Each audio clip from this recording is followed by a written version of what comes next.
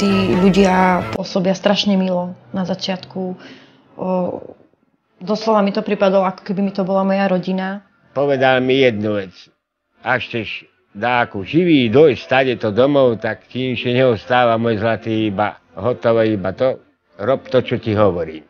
Povedali mi, že vlastne ani tú reč nemusím ovládať, že stačí, keď budem vedieť upratovať, takže to bolo ideálne a všetko to malo prebiehať normálnou, legálnou cestou. My sme boli dvakrát predaní, už na Slovensku, ani sme o tom nevedeli. Obchodovanie s ľuďmi je veľmi výnosný biznis. Odhaduje sa, že je medzi 3 najvýnosnejšími nelegálnymi obchodmi svetovými, niekde medzi zbraňami a drogami. Preto je veľmi dôležité proti nemu bojovať, ale zároveň je to veľmi skrytý zločin, veľmi skrytá trestná činnosť, preto je tam veľmi dôležitá prevencia.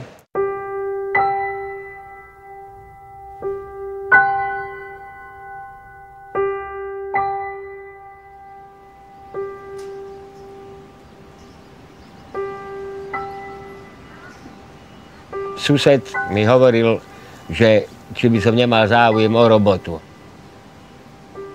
Tu naozaj človek sa nepohne nikde. Tu je, prosí, treba žobrať o robotu, tu je naozaj že katastrofa.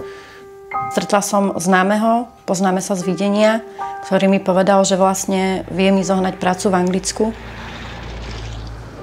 A ten mi navrhol prácu v Švajčiarsku. A že tam je teda ponuka práce chyžnej v tom hoteli. Sľuboval, že zárobky sú 80 000 prepočte na koruny, že práca bude naisto, nemusíme sa báť. Ja som tam v živote nebol, takže nemal som tušenie, že do čoho ideme.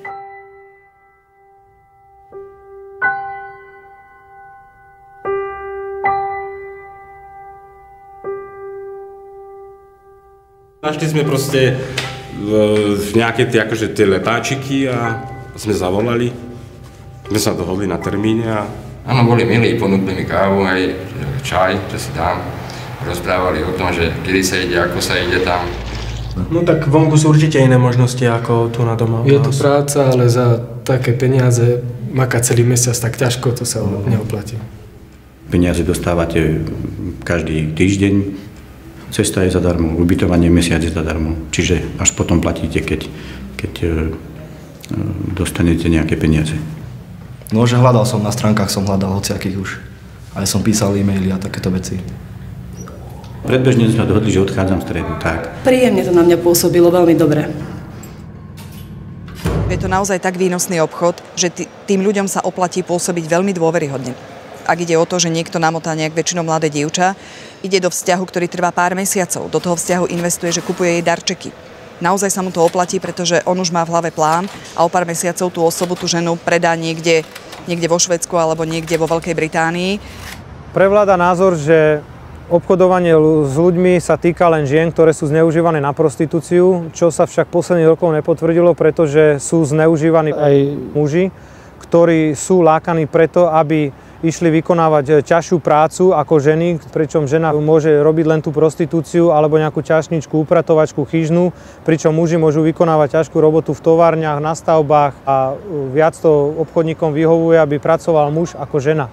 Ten fenomén, že muži si myslia, že ja som silný muž a mne sa to nemôže stať, tak to nie je pravda, lebo môže sa to stať každému, či je to žena, či je to muž, či je fyzicky stavaný, či má 180, proste každému jednému sa to môže stať. Tým, že ten obchodník si vybuduje v tom človeku takú dôveru, že oklame každého. No, vyučený som obrábať kovov, a to ako sústružník, frézar, brusič. Pracoval som v ETS-ke, no ale potom aj to sa rozpadlo. Proste robota není nikde teraz. On mi slúbil okolo 500 € najmenej, že zarobím. Prišiel mi potom povedať, že o 2 dni vyrážame. V Rakúsku dačo ešte museli vybaviť. A teraz bác hovorí, treba na cestu aj spátky. Tak hovorím, reku, do čerta skaderku, ja nemám peniaze, veď reku, ideme do toho Talianska. Však áno, ale treba dáke peniaze zarobiť. A hovorím, a ako? No tak teraz žobraním. Cestovala som sama s tým, že mi povedal, že ma tam budú čakať jeho známi na autobusovej stanici. Vlastne prišla som tam, ozaj ma aj čakali. Boli ku mne strašne milí, prišlo tam parádne auto, luxusné. Sadla som si do auta, hneď sa ma pýtali, že aká bola cesta, či nie som unavená a že sa musíme ísť najesť. Doslova sa správali ku mne ako rodina. Neviem prečo, ale mala som taký pocit z nich, že sú to ozaj milí ľudia, ktorí viem, že sa postarajú o to, aby som sa tam cítila bezpečne.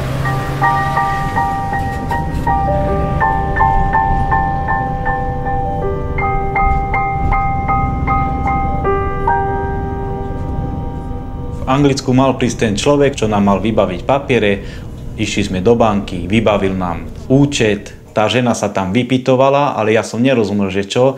Jednoducho aj heslo vedel, aké sme udali, všetko vedel. No ale mňa to netrápilo, proste povedal, že o týždeň prídu kreditné karty, že aby sme sa nebáli. Odchádzali sme z banky a vlastne pýtala som si naspäť svoje doklady. Tí ľudia mi povedali, že sa nemusím ničoho báť, že oni ešte potrebujú vybaviť strašne veľa papierov, že to nie je len zo dňa na deň, že oni mi to vrátia, že sa vôbec nemám ničoho báť. A strašne mi v hlave išlo iba to, že už idem pracovať, už konečne začnem zarábať tie peniažky, lebo mám doma 2 tie detičky, aby som mohla posielať domov peniaze. Je dobré si to uvedomiť vopred, že môže nás ten človek oklamať. V žiadnom prípade a pod žiadnou zámienkou netreba dávať doklady z ruky. Všetky náležitosti si človek musí vybavovať aj v zahraničí osobne, rovnako ako na slovenských úradoch. A ak sa niekto snaží dostať sa k dokladom, vždy je to podozrivé.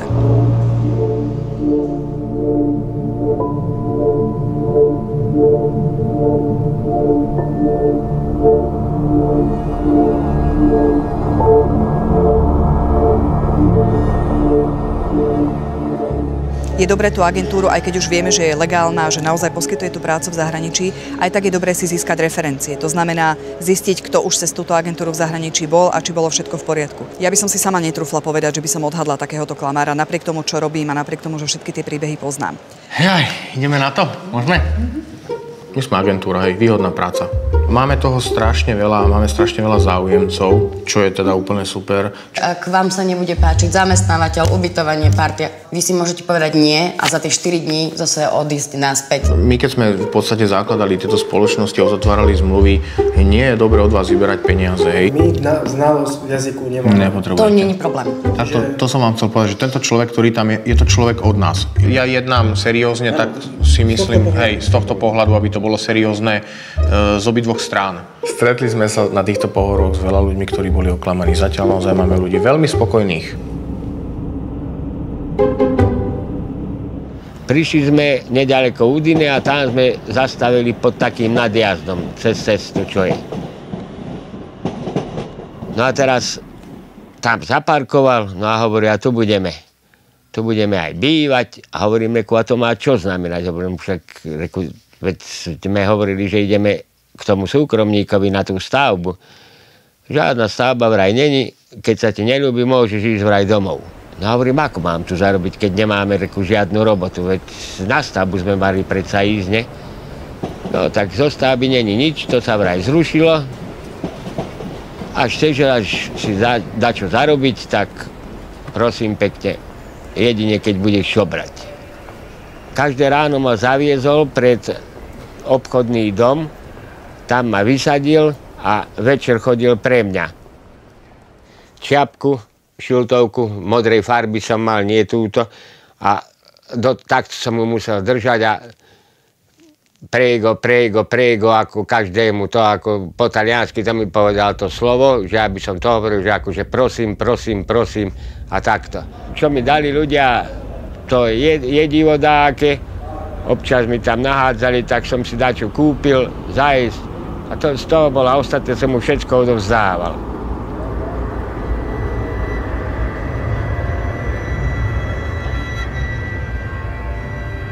No ja neviem, mne to nejak akoby nedochádzalo vtedy. Ja som mala pocit, že keď sme tam vchádzali do toho ponurého baru priestoru, že sa ideme tam len zastaviť a potom pôjdeme do toho naozajstného baru, tam, kde mám pracovať. No a vtedy ma zobral na bok do takej miestnosti tam vzadu a povedal mi, že Jaro, ten predchádzajúci kamarát, ma predal. A ešte povedal, že mu musím teraz tie peniaze akoby zarobiť naspäť. Že som vlastne mala robiť prostitútku.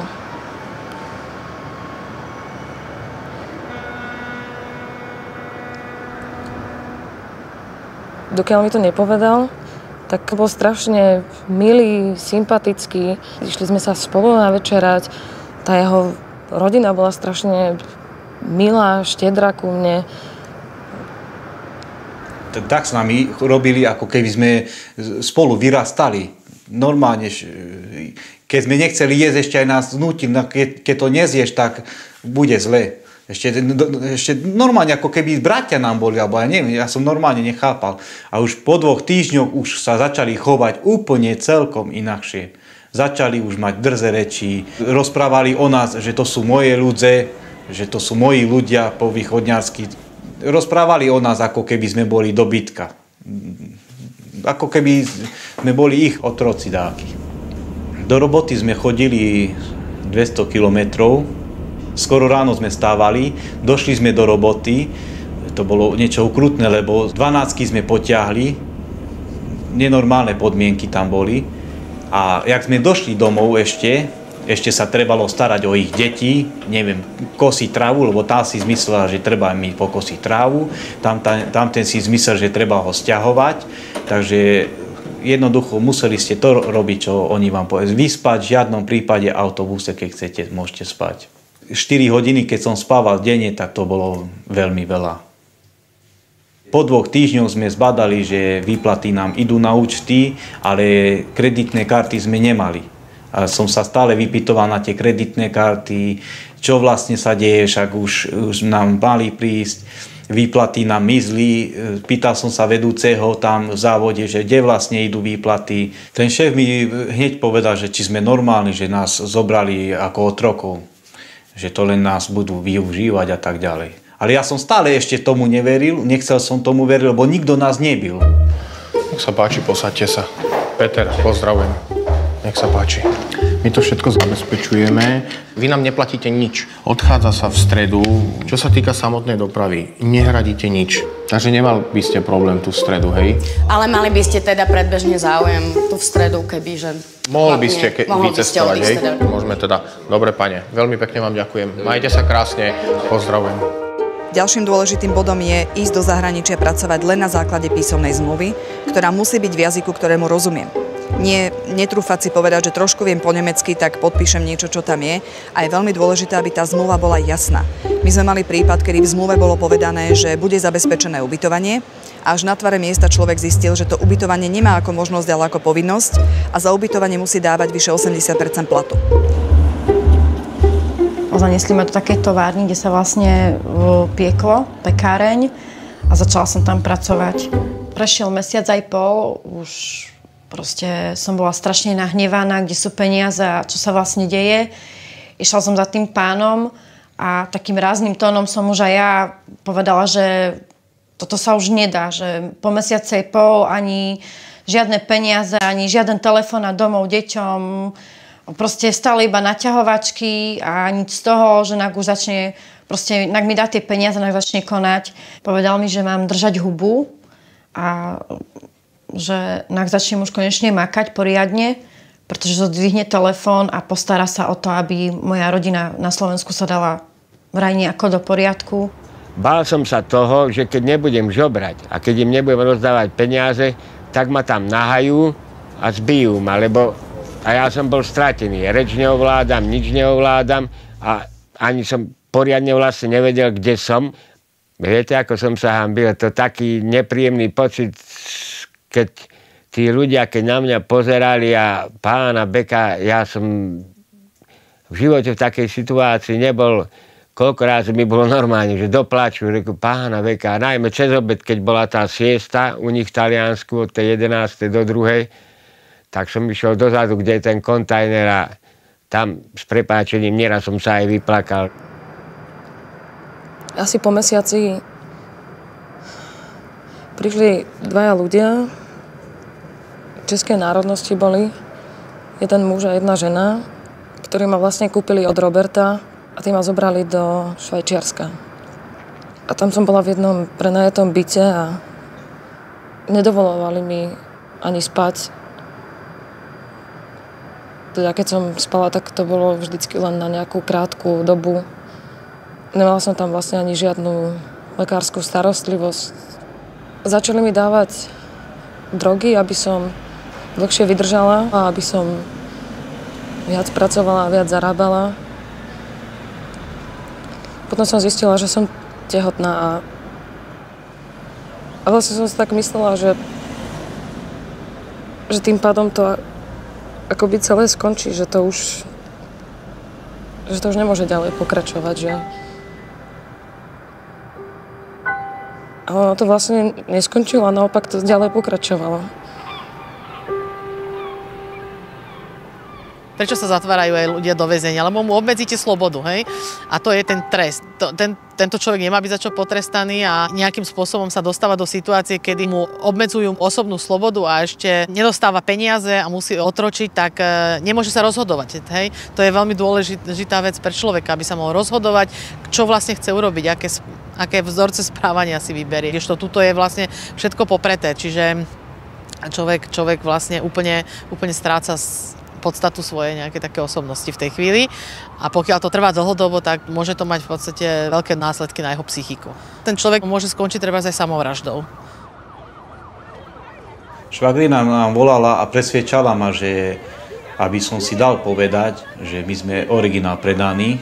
Ja som si z toho nerobil nič, lebo som nechcel tomu stále ešte veriť, ale tlačila na to, aby sme vyšli domov. Ja som myslel, že buď závidia, alebo ja neviem čo, nevedel som si to vysvetliť, lebo tak ma vedeli presvedčiť, že som im strašne veril. A bohužiaľ, po čase sme prišli na to, že klamu a vo veľa veciach. A pri pracovnom vykorisťovaní väčšinou je veľa ľudí, hej? Lenže z tých viacerých ľudí obchodníci robia aj tak, že už medzi nimi si vytipujú niekoho, ktorému lepšie platia a ten už je naklonený na ich strane a vlastne im donáša. Takže vytvorili si vlastne takého bonzáka. A ten už im hlási, kde čo všetko a tým pádom vlastne obchodník už vie, že niektorý z tých obetí zamýšľa nejaký útek alebo niekde už volal domov, tak už hneď urobia určité opatrenia tým, že znova začnú nejaké fyzické násilie a zase začne zastrašovanie a môže sa to zhoršiť a nemusí to skončiť len pri byti. Ak zazvoní telefón a na druhom konci je potenciálna obeť obchodovania s ľuďmi, ktorá potrebuje pomoc, napríklad v Anglicku, tak snažíme sa najprv samozrejme zistiť, kde sa nachádza, v akej situácii sa nachádza a podľa toho kontaktujeme buď mimovládnu organizáciu, alebo Slovenský zastupiteľský úrad, alebo miestnu políciu, podľa toho naozaj v akej situácii a kde presne je. Ja som povedal, no počúvaj Marian, ja viem, o čo už tu ide, už sme prišli na to, nie sme malé deti. Povedz nám, koľko sme ti dlžní. Keď povieš, odpracujeme, vyplatíme ťa, asi vybavený. Jednoducho on sa zasmial nad tým a povedal, no tak každý jeden ste dlžní 30 000 na slovenské peniaze. Samozrejme, ja som súhlasil s tým, lenže okolo 5:00 nás posadil do auta, obidvoch, a išiel s nami k tým Kurdišom, čo nám vybavil robotu. A niečo tam anglicky rozprávali, ale rozumel som, toľko som rozumel, že nás núkal tým Kurdišom za peniaze, že či nás nekúpi alebo dačo také. To znamená, že my by sme stade nedostali, lebo my by sme mu darmo vyplatili a odrobili tie 30 000, keď on už nás núkal ďalej. Mne začalo raz brucho a tí muži, tí klienti stále prichádzali a ja som musela neustále na lusknutie na príkaz roztiahnuť nohy a s nimi súložiť. Jeden z nich chodil dosť často a ten bol taký akoby tak ma napadlo, že či by mi nemohol pomôcť. Povedal, že by mohol prísť s dodávkou pod okno a že by som ale musela vyskočiť z toho okna. Čo teda nebolo úplne jedno a bola som schopná urobiť čokoľvek. Ani umyť, ani nikde ničo. A tak reku idem do tej riečky, ako tam, nedaleko, reku idem sa poumývať aspoň. Potom som rozmýšľal, hovorím, reku, dade, musím zmiznúť. A som aj zmizol. Pána beka, hovorím, kde som sa ja dostal, teraz ako naspäť.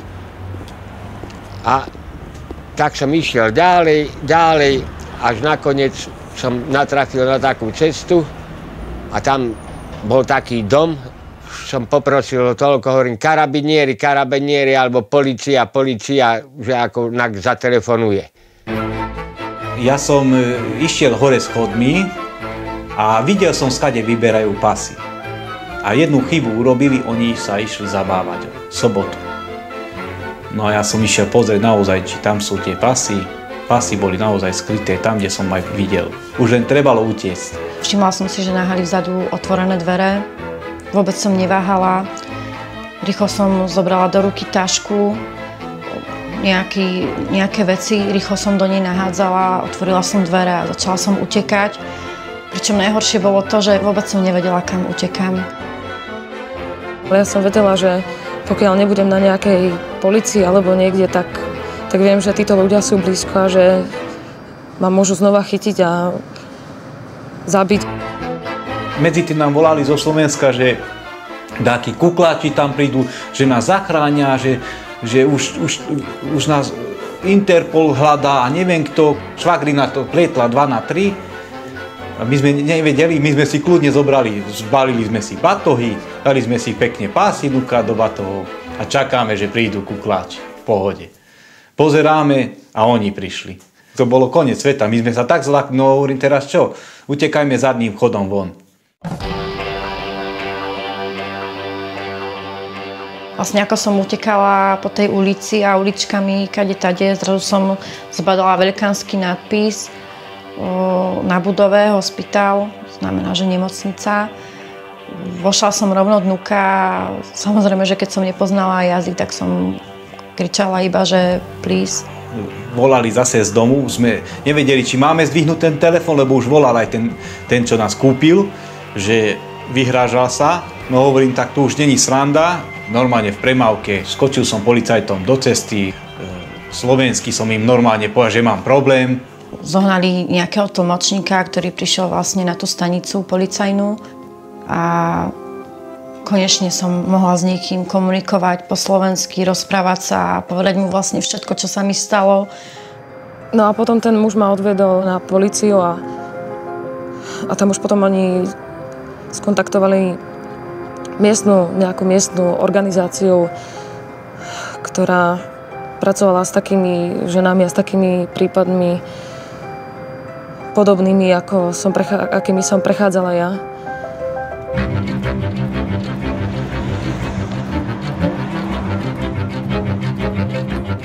Snažíme sa dosiahnuť, aby sme sa k tej obeti dostali čo najskôr. Aby sme čo najskôr mali osobu, ktorá sa s ňou naozaj osobne bude rozprávať a potom už táto spolupracujúca osoba, napríklad z mimovládnej organizácie najčastejšie, kontaktuje priamo túto obeť, porozpráva sa s ňou, zistí, aký je jej príbeh, či ide o obeť obchodovania s ľuďmi alebo o niečo iného.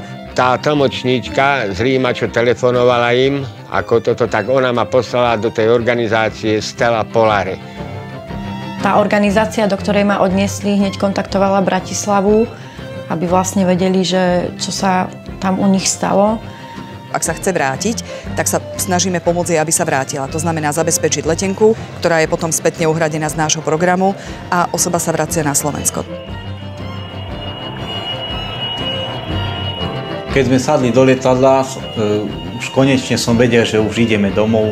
Už sme si vydýchli a už sme boli ozaj, že sme prežívali sme to veľmi, lebo sme vedeli, že už konečne ideme domov z tohto všetkého.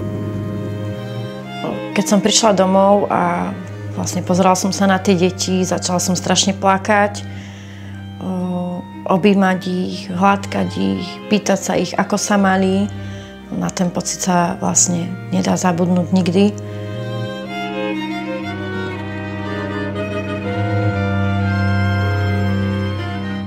Keď som prišiel domov, ako z autobusu, keď som to, tak ľudia iba sa pozerali, a ty vraj žiješ, veď od tebe sú tu chýry, že už dávno zomrel. Mnohí ľudia rozprávajú o tom, ako nasadli do lietadla, ešte stále cítili tú ťažobu tej situácie a keď prišli na Slovensku, tak sa im v podstate uľavilo. Mysleli si, že teraz konečne nastane už doba, kedy sa budem cítiť dobre a mám to všetko za sebou. Žiaľ, prišla iba tá prvotná úľava, všetko ostatné si nosia v hlave a nejakým spôsobom ich to ovplyvňuje v každodennom živote. Teraz musím žiť v útajnom ubytovaní a pracujem, teda chodím na psychoterapiu, snažím sa starať o svoje dieťa, a neviem povedať ani, kto je otcom môjho dieťaťa. A snažím sa nejak začleniť do života, ale neviem, či sa mi to niekedy podarí.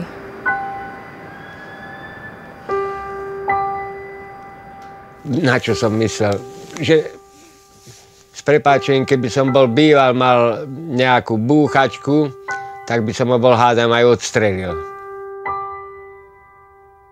Všetky tie veci sa stále vracajú. Spomienky na tú situáciu, nočné mory, smútok, pláč, izolácia, nezáujem o okolitý svet a všetky tieto veci zostávajú a ovplyvňujú toho človeka v normálnom fungovaní v bežnom živote.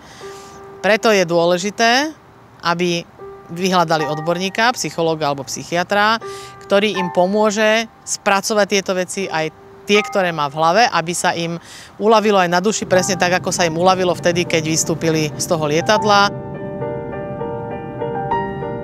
To sa my snažíme práve, že ľuďom vysvetliť, že choďte do zahraničia pracovať, ale choďte pripravení a doneste si so sebou dobrú skúsenosť. Podľa možnosti nechoďte tak, že vás niekto oklame, ťažko zneužije a celý život sa z toho budete potom dostávať. Lebo to nepreháňam. Naozaj tie prípady sú také, že to trvá niekedy 10-15 rokov a stále to tam niekde v tej pamäti je. A ten človek sa s tým musí naučiť žiť, lebo to už nevymaže. To už tam niekde je. A aj my sa snažíme mu pomôcť len s tým, aby sa s tým naučil žiť ďalej. Človek tu na Slovensku žije z ruky do úst. Nejde zohnať prácu, takže bere alebo habe sa za tým, čo je ponúknuté. Tak odchádzal som s tým, že proste tam idem a že áno, aj bez certifikátov, nejakých tých potvrdení, že to je legálne, alebo čo. Som akurát tak prekvapená z toho, čo ste mi teraz povedali. Dosť ste ma s tým zaskočili. Keby ste to neboli, tak na ten pohovor som prišiel a som sa dohodol, že v stredu by sa malo o tej 10. odchádzať, takže by som šiel.